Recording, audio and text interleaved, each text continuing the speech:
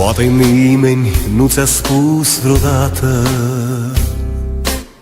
ce înseamnă să iubești din suflet. Poate nimeni nu te-a mai iubit așa cum te iubesc din toată inima.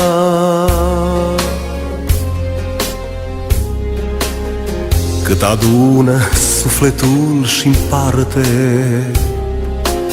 și iubiri și lacrimi și tăcere,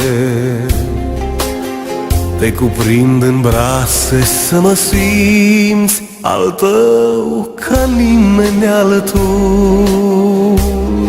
Ce dulce mângâiere, viața mea legată de a ta.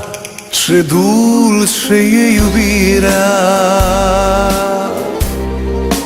te iubesc cum știu doar eu, asta mi-e fericirea. În viața mea de ajuns mi-e să iubesc, să știu de fericire,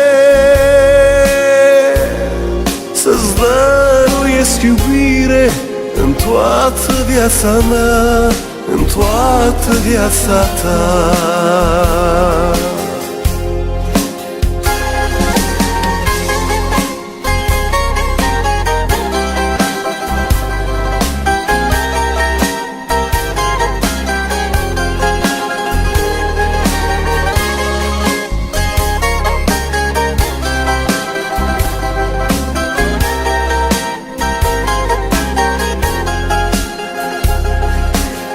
Poate nimeni n-a înțeles ce înseamnă tot ce ești cu adevărat doar tu.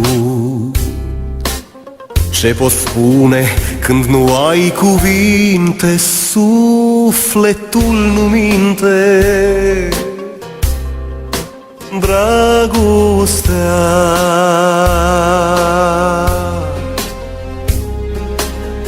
cât adună sufletul și împarte,